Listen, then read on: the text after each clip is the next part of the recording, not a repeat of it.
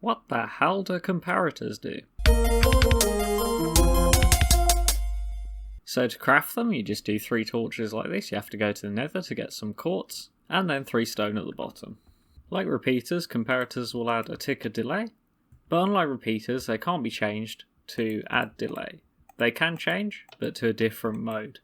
So when you input redstone into a comparator, it'll come out at the strength it came in. So here, we've got 3 blocks away from torch, that means the strength is 13.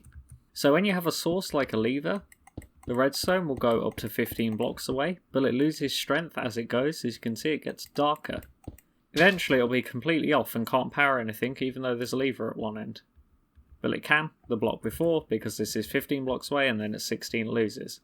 So here, because the torch is here, you've got 15 strength here, then 14 here, and 13 here. Blocks like redstone lamps don't care about this, but comparators do.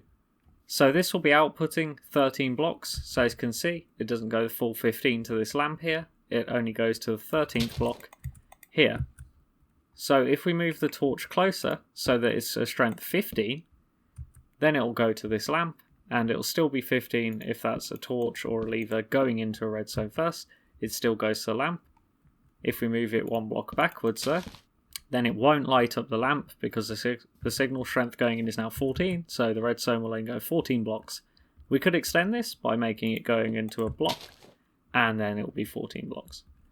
So when it's just in this normal mode, it will allow the redstone through as long as redstone into side, which can be from a repeater, a redstone dust, or another comparator.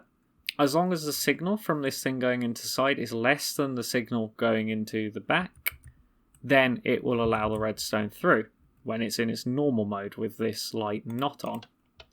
But if this strength becomes larger, so if we use a repeater is strength 15, then it'll turn off because the strength going in is 14 and the strength in this side is 15.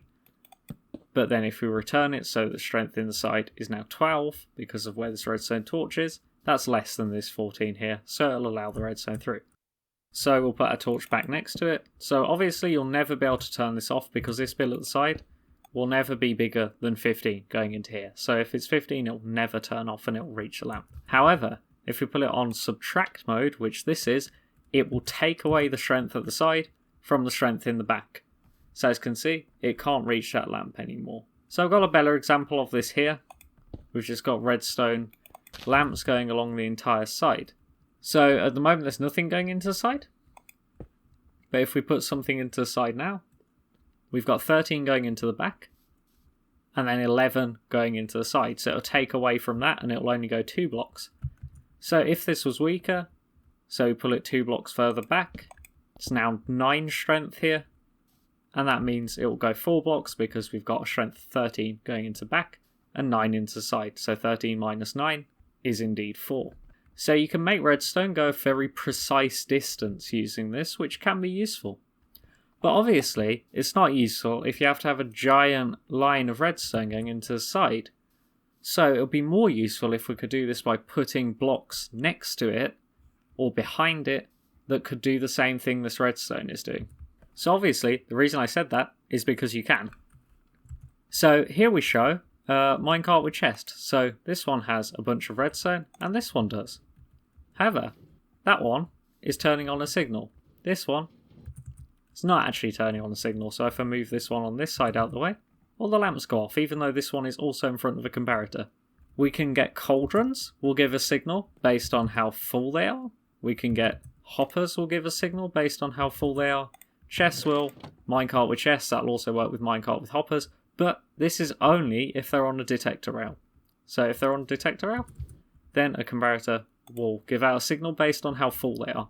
So the math is very weird because it's a stack of items, but there's 15 total redstone dust.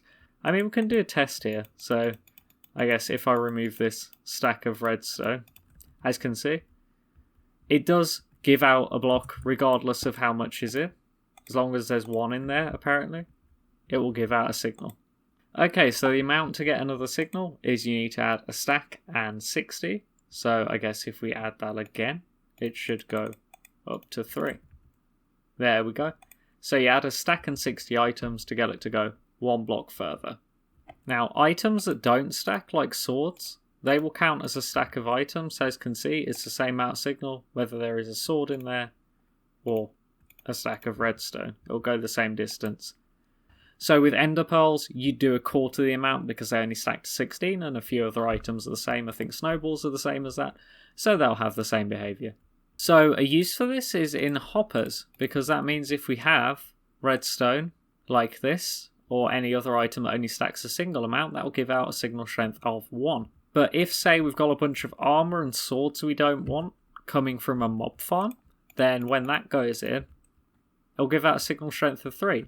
When there's a sword in there, we can then grab that with a repeater or a torch or something that'll get activated by this redstone, and use that to make a hopper take the item out and throw it in lava. So that's how we sort items in mob farms usually, just to stop it so that it's full of armour instead of items we can trade. So cauldrons, here we're showing the subtract thing again. This cauldron is a third full. You can fill them up with 3 bottles of water. This one has 2 bottles of water in it. The redstone signal coming out is 2 minus 1, which only goes 1 block. But if we fill this up 1 more, it's now going 2 blocks.